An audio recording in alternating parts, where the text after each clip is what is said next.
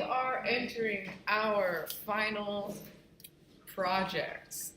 So for homework tonight, you're going to make your mood boards for your final project. So we'll break that down further, but just to review what your final project is, we are going to be revisiting texts. So the very first project we did was text-based, and you have an opportunity to either return to those, or really just to make a new collection where we're using text again with all of our more skilled selves, right? Because we've learned a lot since that first project. Dapper Dan does a lot of work for Gucci, but also for like other, he uses other logos in his work sometimes, and he often like combines logos into like all over repeating patterns. So we have a few of him in here. I don't have the sources for these, but we have more of a graphic text, right? So in the original projects, that first project we did, we used text from fonts, right? But you could very easily paint or draw your text and then scan it in, like we now know how to do, and auto trace it, right? Some more here is kind of like a graffiti feel. This just has like a little bit of text, so you guys are welcome as long as your pattern uses text in order like to use other images in it. It just has to use text. Or like if you were going to use like an element of something with text, like maybe you made it all out of like street signs, right? Street signs are ready-made objects, but they have text on them. So you could do something like that too, just to get sort of your thoughts going. So this is more of kind of like, I'm not sure. So with this one is Louis Vuitton, and this one is, I can't quite, MCM, that's it, yeah.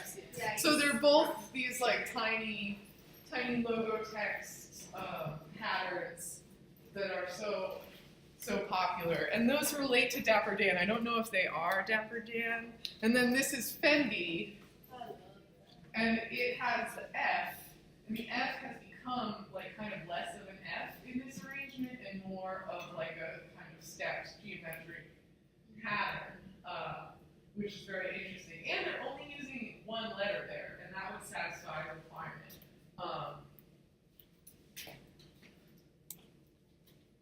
So this just has like a really graphic text, but they putting it on an angle on the garment makes a big difference there. That's just Meg's Illustrator file.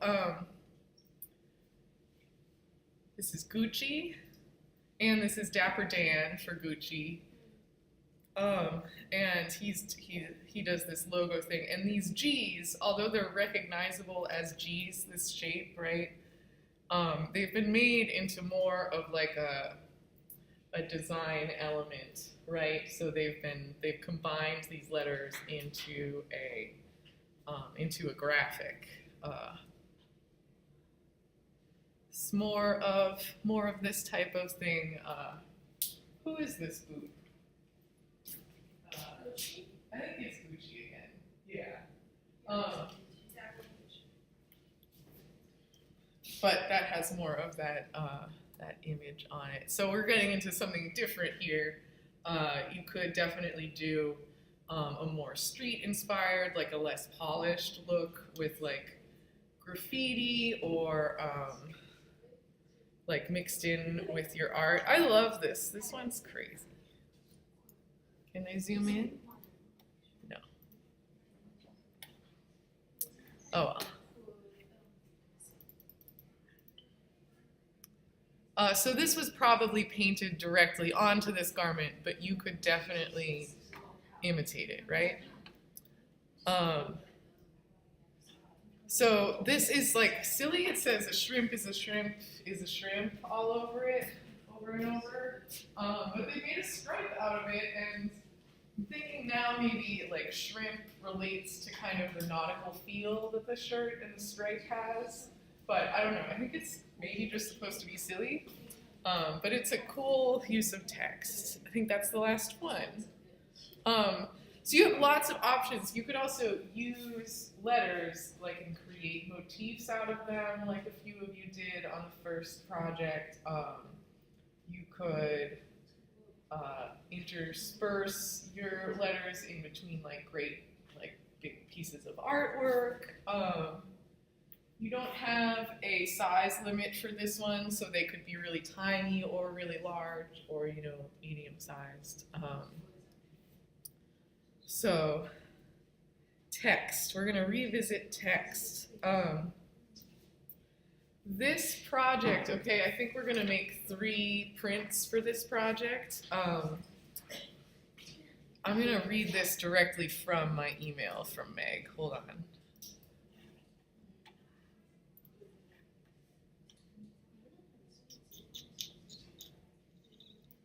So, this is important, guys. Next semester, you're going to take a class called Creative Fashion. One of the assignments in Creative Fashion is to make a garment that is inspired by a fabric. And for that project, you're going to choose one of the fabrics that you design in this project. Okay? So, this text project, next semester, in Creative Fashion, you're going to pick one of these 3 designs and make something out of it. Okay? So just be thinking ahead towards that end, right? We want to be thinking about how these prints interacted with the body and what type of style we would put these prints on. And to that end, our homework for tonight is to make two mood boards. Okay, so thus far we've only made 1 mood board. I want to make sure the computer can still hear me. But tonight, or this week, you're going to make 2, and 1 is based on color. So your color mood board should be filled with like rich landscape images or fine art pieces or color chips, things that support your colorways. And then your style mood board is going to be filled with images of textile designs that you like, art, graphic art that you might like that will inspire it, but then also that's where you're going to put your fashion, your silhouettes and stuff, right? So we have two mood boards. One is color. It's filled with inspirational, colorful images.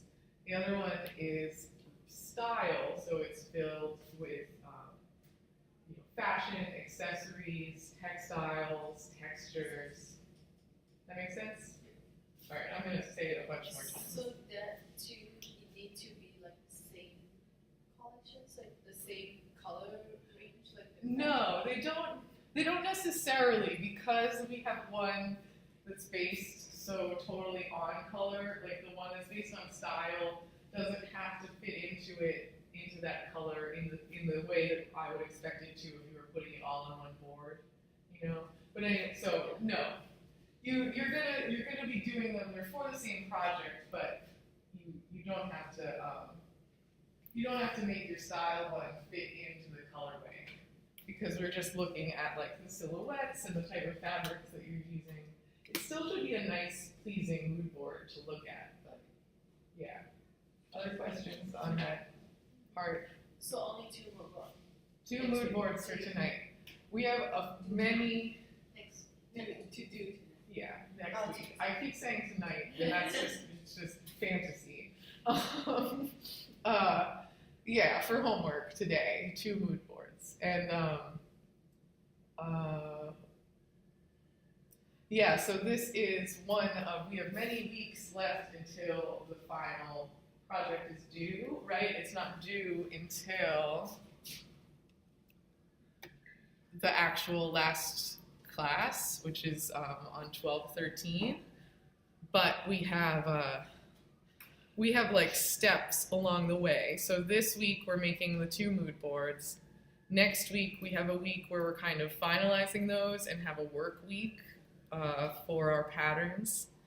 And then we're going to have homework where we're going to make, I taught you those 3 types of fashion illustrations, or sorry, like those 3 types of manipulating your pattern onto a garment, right? There's, we learned all 3 of these. You can fill a fashion flat that you made in Illustrator. You can texture map it onto a photograph of a garment, and you can create a fashion sketch and put it on your fashion sketch. And for this project, we're going to have all 3 of those due. We'll break that down more, but just as a review of what's kind of due in the end.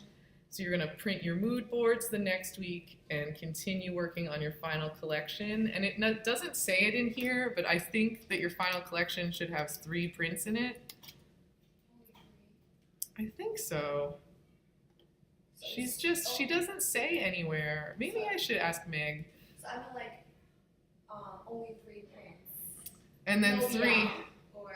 Say it again. So I mean, like, can I do 4 or Yeah. more? Yeah. I think I'm gonna double check on this number. It's like a typo that she hasn't included the number in here. You have at least 2 due at one point, but then I don't know. So you're going to do 3 colorways for each print, and you're going to texture map each of the prints onto a different garment, right? So for each print, you're going to have it texture mapped onto a photograph. And then for a couple of the prints, you're going to have a fashion flat and a fashion illustration with your pattern digitally put onto it. And then we're going to have some time to make changes to old assignments, and we'll have some work time. Anyway, that was just a quick overview of those assignments. For tonight, though, we're just making the 2 mood boards, but I want you to do careful research. We have 1, 2, 3, 4, oh, I'm sorry, there. Like 5 weeks or 6 weeks until,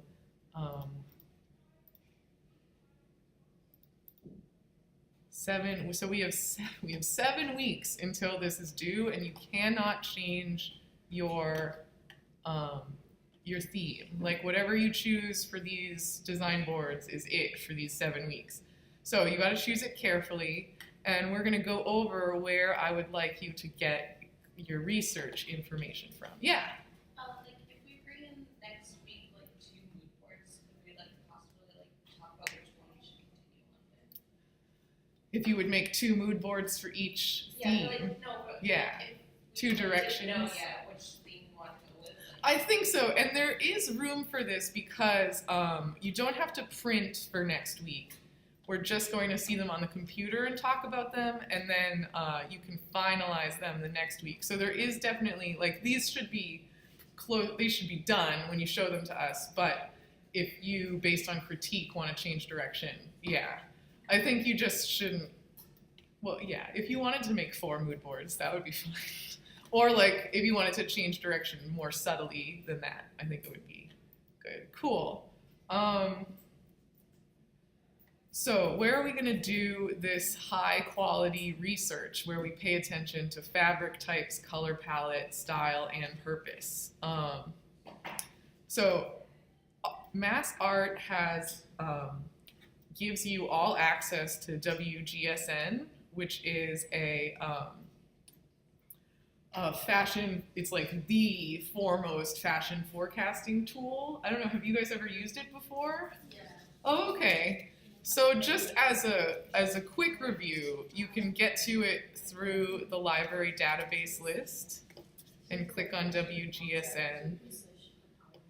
And then we had to log in and create a new account with our MassArt email. So if any of you don't have it, or if anyone at home doesn't have it, that's how you get it. So you go up to sign in and you choose new. So I've actually never had access to this program before this year. My old school couldn't afford to give us access to it, and Mount Ida was too small as well. So this is exciting. Companies pay thousands of dollars for this, for use of this database. So in here we can see what they're forecasting for two years ahead, right, until 2020. So if we go to women and then spring summer 20 and click on materials and textiles, it gives us this list of all of the, hey guys, shh, shh. It gives us this list of all of these trends and forecasts. So we can click on these and flick through these kind of images. So they have inspirational images, but then also textures, and some of the other ones are gonna have, they're gonna have fashion in them, right? So this is where you wanna be getting some of your images, and you can download straight from these, so you don't have to like screenshot the page. In some cases, you can hover over it. In some cases, they've made the page like a solid image. So you could also go to vogue.com/fashion shows, right? And grab images from here. But what's great about WGSN is that it's all kind of indexed, right guys? And you can search for whatever you want on WGSN. So if I searched for graffiti, is that how you spell graffiti? Probably not. And I can click on some graphics that they have about fashion that uses graffiti art in it. You know, so we're getting straight to the text. Someone pointed out to me that in this denim category, there were good examples of like logo use in denim, although they aren't jumping out on me right now. They also have some videos, I guess, but I could type in, neon and see what it says is happening in neon right now.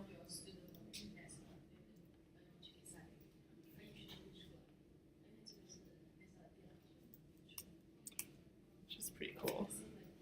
So, really, we're gonna fill your design boards with nice, high quality JPEGs from WGSN. What else?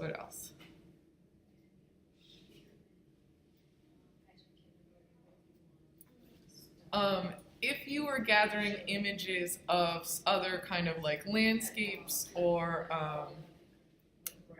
large or other images, you should feel free to use Google image search, but like your fashion and accessory and texture images should come from WGSN if you can.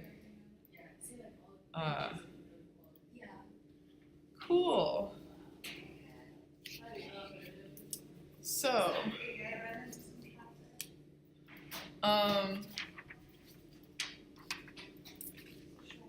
I just printed off a ton of stuff from this website. It's cool, good stuff. So that's our project. I'm gonna do a review today of everything, like a lot of the stuff we've done so far. But if you guys have questions on this project, okay. Yeah. Okay, so color makes sense, right? One of your mood boards is filled with color.